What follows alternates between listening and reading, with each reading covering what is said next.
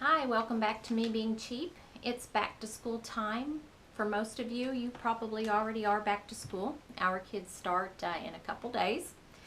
This can be a time that's quite expensive for a lot of families if you don't plan ahead.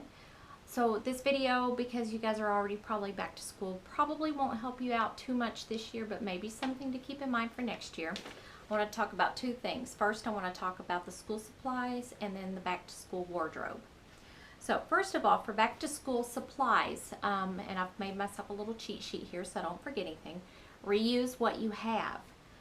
There's no reason why a kid needs a new pencil box every year, a new backpack every year, a new pair of scissors, a new thumb drive, what have you. Use what you have.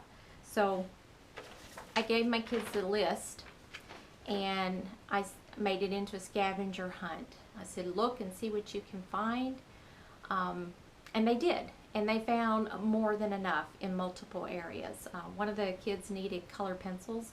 We found 3 packs, and most of them had barely been used. So, yes, look around your house, use what you have. Now, I know growing up, we had to use the same stuff over and over again. I turned out fine. At least I think I turned out fine. I was not traumatized permanently because I had to use the same cigar box every year to put my school supplies in. Okay, so all in all, my kids needed, and their dad picked this up for them, they needed 2 portfolios, the Kleenex that they had to provide, one new set of headphones. One set was actually broken and they needed to get a new pair. Some pens, a binder to put the loose leaf paper in, a thumb drive, and 2 large erasers. That's it. So we went from a big list for each kid down to that's it. That's all we needed. So I would also like to encourage you to take advantage of any programs that you may qualify for. Now, some of these are charity or income based. And if you meet those income guidelines, then you qualify for that. I would go ahead and take advantage of that. If you truly are trying to get out of debt and try to make ends meet, try to save up a little bit of money so that you can pay off your debt, if you qualify for the program, I would go ahead and take advantage of it. Now, our town is fortunate enough that we get they call it a gift card or a Star Rewards or something. It's provided by the local casino. So each child gets a $100 gift card for back to school, and that's to be used for school fees, supplies, new clothes, what have you. $100 doesn't go very far these days, but hey, it's really, really nice. And so I was able to take that rewards card and use it to pay the school fees and pay a little bit towards their lunches. All right. Clothes shopping. This can be very expensive, so I encourage you to plan throughout the year. And my kids wear a combination of hand-me-downs. I've got 2 sons, so sometimes younger son wears what older son wore, or older son may wear what another cousin wore, or couple cousins. We've got a couple boy cousins. So they wear hand-me-downs. They wear clothes from thrift shops, such as Goodwill and Savers. They wear clothes from yard sales. They wear clothes that I find for sale on Facebook that are in good condition, along with new items that I have picked up on clearance, substantial discount, sale, coupon, or what have you. I rarely pay full price for any article of clothing that I purchase new. With the exception this year, we were having some trouble finding the cross-country shoes that fit my son. We actually went to a specialty store. Actually, no, I didn't pay full price. They gave a student discount, but they were still expensive. Way more than I would pay for a normal pair of shoes.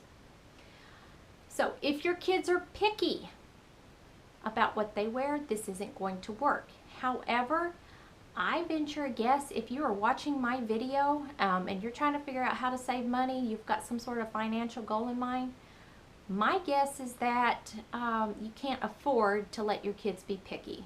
And if they're being picky, you're just going to have to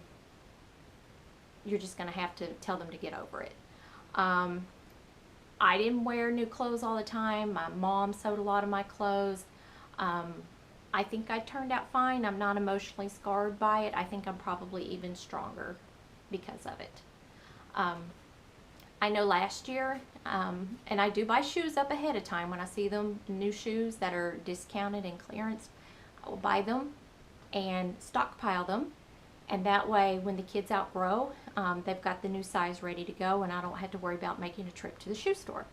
Last year, my oldest son needed to move into a larger pair of shoes, and he didn't particularly like them. So he wore his too small shoes for a while and then decided he really didn't like that, so he reluctantly put on the shoes that he didn't like. I don't know, I thought they were okay looking, but he didn't like them. You need to keep tidy and keep organized. You need to know what you have. So behind me is one of my son's closets. I keep the current clothes hanging up. We've got a lot of jeans. He probably won't need any jeans this year. Looks like we're fairly well stocked. We've got jackets. But I don't know if you can see up there in the top, these are the clothes that I have organized by size, ready to go. On the far end over here we have jeans, and then we have shorts, and then we have shirts up there at the top, kind of in the middle. And so whenever I have a child that changes sizes, I usually have the next size ready to go. Now, if you're buying ahead and you're shopping various places, you're going to want some sort of system to keep track of what you have so that you're not all the time having to look, and so that you don't overbuy in one area. I just use note cards.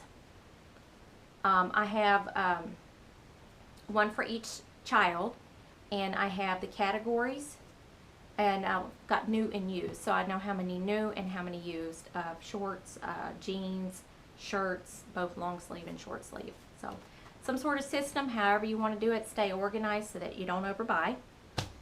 Then often, whenever I notice an item getting small on my youngest son that goes in the giveaway pile or yard sale pile or Goodwill pile, whatever we're going to do with those clothes.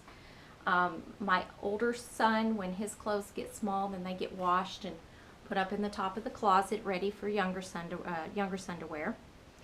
And then I know that if you are in debt and you're trying to work your way out of debt, you may not have money to buy these good deals ahead of time, and that's okay, that's understandable. I know not everybody has extra money. So do what you can, but if you are on a very, very strict budget, make that budget and stick to it, and you may actually have to buy your clothes for your children one season at a time. If that's what you can do, then do that. But if you can make a little extra room in your budget where you can buy things ahead, you can get some substantial discounts. That makes it well worth it. Alright, thank you for watching my belated back to school video, and maybe you will find this helpful, something to keep in mind over the school year, and get organized and ready to go, and back to school shopping won't be such a financial stress or emotional stress. My kids rarely have to go shopping. I just measure them with the tape measure, and I measure the brands, because brands can fit differently, and see what I need to buy and get things bought up ahead of time, and they're not too picky, so it works for me. Alright, thanks for watching.